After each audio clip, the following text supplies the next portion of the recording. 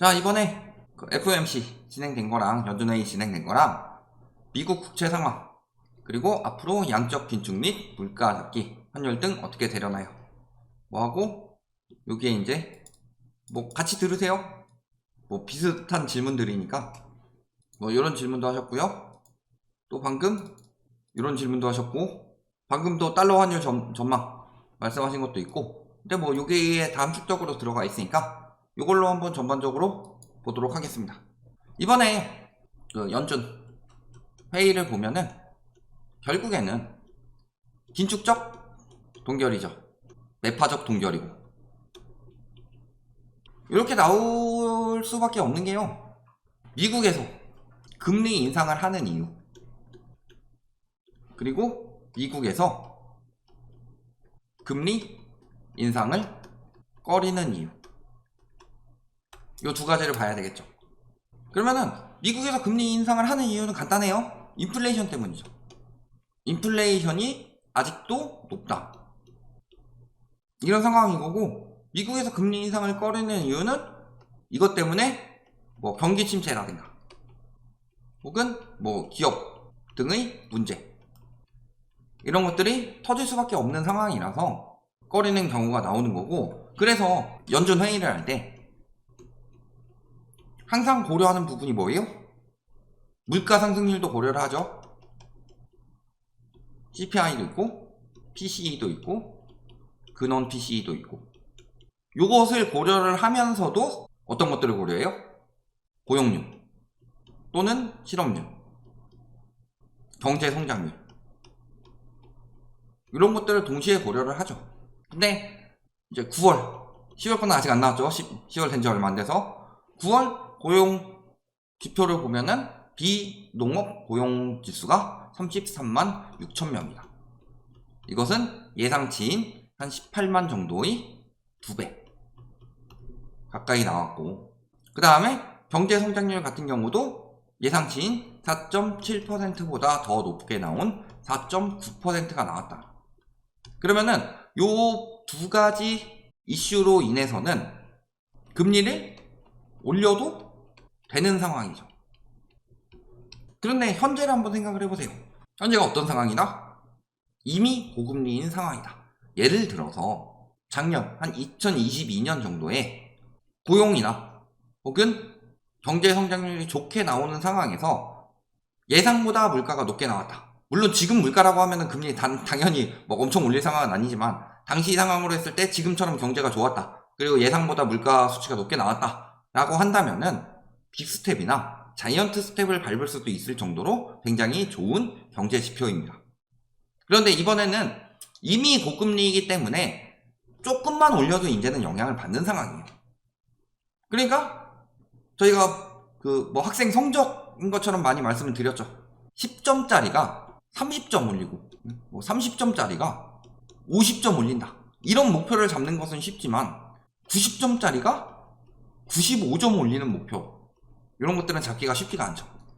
그런 것처럼 끝에 다가올수록 목표에 가깝게 하기가 쉽지 않다. 그러니까 초창기에는 팍팍 올리고 팍팍 지를 수가 있겠지만 끝에 왔을 때는 미세하게 조정을 가야 되죠.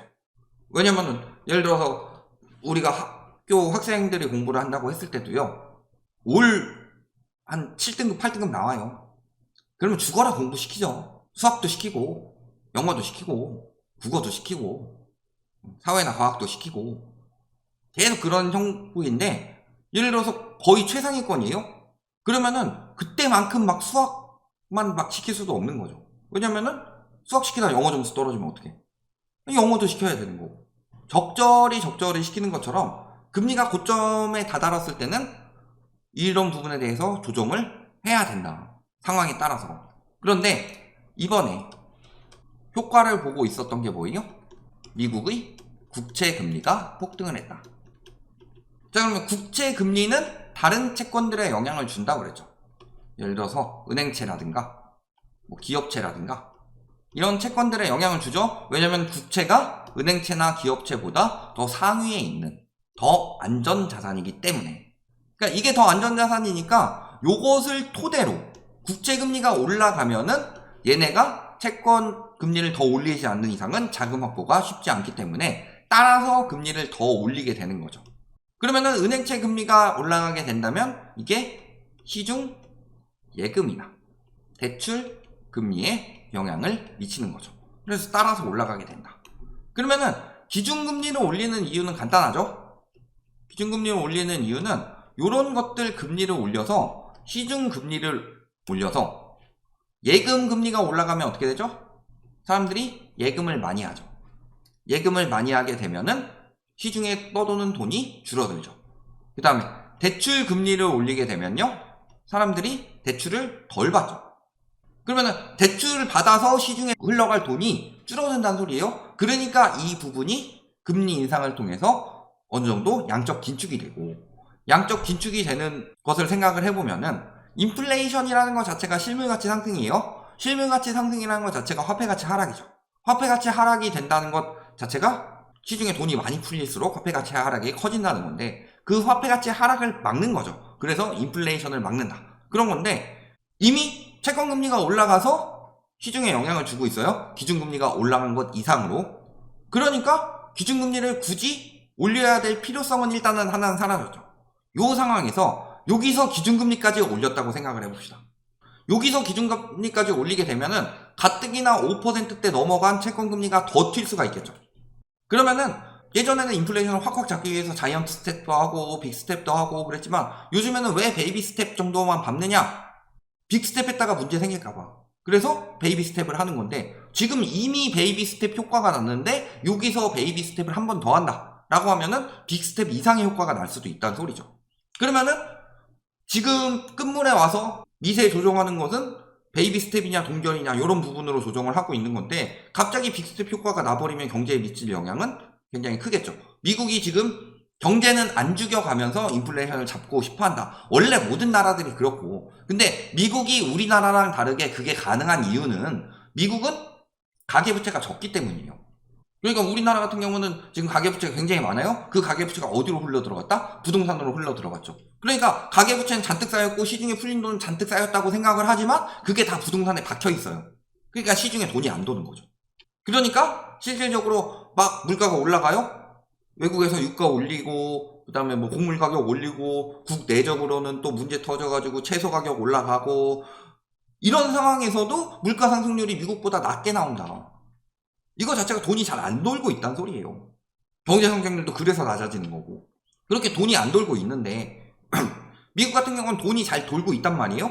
그러니까 경제는 죽어가지 않는 상황에서 인플레이션을 잡으려고 한다. 원래 이게 워너비이고, 그런데 미국 같은 경우는 여기서 만약에 금리를 한 번 더 올린다 라고 하면은 채권금리가 올라간 상황에서 그럼 경제에 타격이 갈 수 있겠다. 그러면은 예상했던 것보다 물가가 잡히기 전에 완화를 해야 되는 상황이 올 수도 있고, 그러니까 차라리 금리를 올리는 것보다 현 수준의 높은 금리를 장기간 유지하자, 이런 판단이 드는 거고, 여기에 이제 계속 또 추이를 지켜봐야 될 것들이 있죠. 유가 같은 경우가 오펙에서 감산하는 영향도 있고, 그 다음에 이스라엘 팔레스타인 전쟁 영향도, 뭐 이란이 참전하느냐 마느냐 뭐 이런 것들에 따라서 유가가 얼마든지 튈 수 있기 때문에 경제가 죽은 상황에서 거기서 갑자기 유가가 튀어서 금리를 올리게 되면 문제가 생길 수가 있어요. 그러니까 일단은 지금 두고 보는 거죠.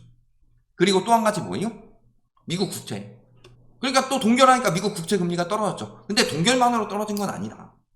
지금 보시면 미 재무부에서 국채 발행 속도를 조절하기 시작했다고 합니다. 그러니까 예상보다 시중금리가 너무 빨리 올라가고 국채금리가 너무 빨리 올라가니까 금리 올라가는 것도 일단 멈춘 거고, 국채 발행 속도도 조절하는 거예요. 그러면은 국채 금리가 올라가는 것 자체가 국채 가격이 떨어지고 있다는 소리죠.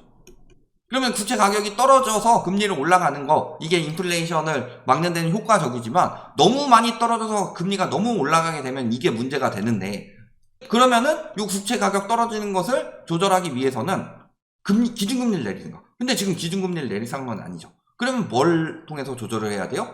공급을 통해서. 국채 가격도 수요 공급의 논리이죠. 그러면은 수요는, 요건 부동산이랑 반대예요. 부동산 같은 경우는 당장 공급이 안 되기 때문에 수요를 조절하는 게 맞지만, 국채 같은 경우는 당장 공급을 조절할 수 있기 때문에 변수가 있는 수요보다는 공급을 조절하는 방법을 택하는 거죠. 유가처럼, 원유처럼. 그러니까 공급을 줄이면은 국채 가격이 올라가죠. 그러니까 국채 금리가 떨어진 것. 그리고 국채 금리가 떨어지니까 이게 환율에 영향을 준 것. 그러면서 환율이 떨어진 것. 물론 여기에는 그렇다고 해서 지금 환율이 적절한가라고 하면은 지금 외환 보유액이 3년 4개월 만에 최저고 지금 석 달 연속 감소하고 있다. 세계 9위 유지라고 하는 것도 있는데 실질적으로 8위에서 홍콩한테 밀려서 9위로 떨어졌죠. 이게 외환 보유액 감소가 무조건 돈 풀었다라는 것은 아니지만 그 달러를 시중에 공급 플러스 고환율 유지가 됐기 때문에 외환 보유고가 감소를 한 거죠. 이런 부분인 거고, 달러를 시중에 공급하지 않았다라고 하기에는 이번에 정부에서 외평기금 떼다 쓰는 게 시중에 공급한 달러 가지고 만들어낸 원화를 공급해서 쓰는 것이기 때문에 공급은 많이 한 거예요. 그래서 환율이 일시적으로 이렇게 나오는 상황인데, 핵심적으로 봐야 될 부분은 일단은 미국이 양적 긴축을 하고 있느냐, 이걸 봐야 되겠죠. 일단 국채 발행도 줄였다는 것 자체가 시중에 푸는 돈을 어느 정도 줄인 셈이기도 하고, 또 한 가지는 자, 이게 미국 중앙은행의 대차 대조표입니다. 보시면은 돈을 언제 많이 풀었다? 글로벌 금융위기 터지고 풀었고, 그 뒤에 일본에서 아베노믹스하고 그러니까 우리도 풀어도 되겠네 해서 풀었고, 그러다가 안 되겠다 싶어서 긴축을 하다가 코로나 터져서 풀었고, 쭉 풀다가 안 되겠다 인플레이션 심하다 해서 양적 긴축하다가 국채 가격이 너무 빨리 떨어지니까 실리콘밸리 은행 사태가 터졌죠. 이번에 국채 가격이 너무 빨리 떨어져서 국채 금리가 폭등한 거예요. 실리콘밸리 은행 사태가 또 터질 수도 있다. 이런 부분을 미국 당국에서도 대비를 하면서 국채 발행 속도를 조절을 하는 거고, 그런 상황이지만 실질적으로 양적 긴축은 이어지고 있어요. 그러면은 원래 초창기에 목표한 것은 지금쯤이면 거의 양적 긴축이 이쯤 됐어야 됐는데 아직 요 정도밖에 되지 않았죠. 이만큼의 갭이 있다. 양적 긴축 말한 거 보면요, 23년에서 24년쯤에는 코로나 때 풀었던 거 양적 긴축 다 하겠다고 그랬어요. 저희 과거 영상에도 다 말씀을 드렸었고. 근데 그렇게까지 급격히 양적 긴축을 하면은 문제가 생겨날 부분이 많기 때문에 일단은 양적 긴축은 줄이고 금리로 대비를 한 거죠. 그리고 미국 자체도 또 고금리가 나오면서 국채 금리도 올라가고, 그러니까 디폴트 문제도 있고, 그러니까 급격한 양적 긴축을 하기가 쉽지는 않은 상황인 거고. 그렇지만 양적 긴축 같은 경우는 앞으로 장기적으로 이어질 것이다. 그래서 고금리 장기화, 양적 긴축 장기화를 말씀을 드리는 게, 인플레이션이 장기화될 수밖에 없다는 소리예요. 저 돈이 아직 회수가 안 됐기 때문에.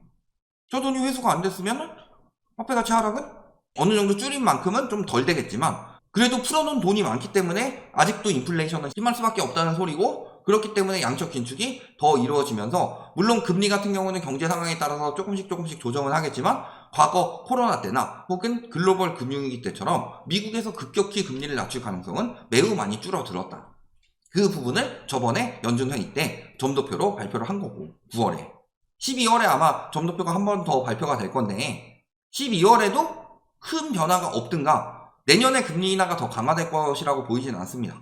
이번에 인플레이션 확실히 잡지 않으면은, 과거에도 분명히 겪어왔던 일이에요. 미국에서도 1차 오일 쇼크 터지고 쉽사리 금리를 내렸다가 2차 오일 쇼크가 터졌듯이, 그래서 계속 파월이 폴 볼커를 소환하는 이유가 2차 오일 쇼크 때 볼커가 잡은 거죠.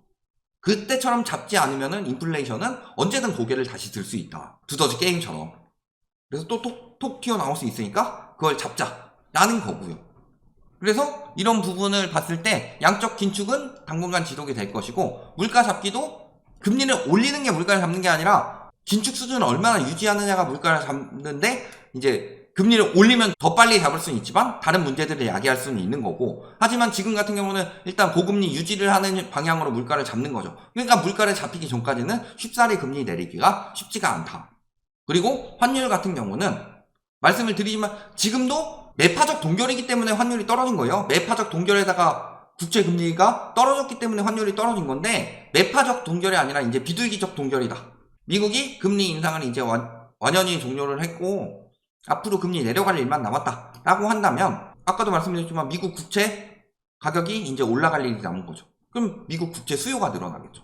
수요가 늘어나게 되면은 미국이 양적 긴축을 하는 상황에서 국채를 어마어마하게 푼다? 공급을 어마어마하게 늘린다? 이런 상황이 아니기 때문에 자금이, 외국인 자본이 빠져나가는 거고, 외국인 자본이 빠져나가게 되면은 그만큼 환율이 떨어지는 거죠. 그래서 지금 환율 같은 경우는 단기간 변동은 어떤 이슈에 따라서든 단기간 변동이 될 수 있어요. 내일 갑자기 또 미국이 국채 발행을 확 늘린다 라고 하면 국채금리가 다시 튀면서 환율이 올라갈 수도 있는 거고, 그 다음에 내일 갑자기 미국에서 국채금리를 이 정도로는 안 되겠다, 더 떨어뜨려야 되겠다 해서 국채 공급을 훨씬 더 줄인다 라고 하면 단기적으로는 더 떨어질 수 있어요. 그러니까 환율을 보고서 달러 투자를 할 때는 어떻게 해야 된다 그랬어요? 큰 틀을 봐야 된다.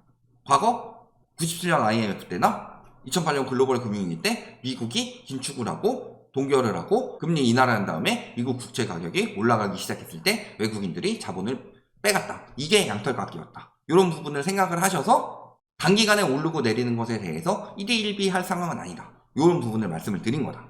그러면은 본격적으로 지금 조용한 금융위기지만 크게 터지는 거는 그 시기에 나올 수도 있는 거고, 이런 부분을 잘 판단하시기 바랍니다.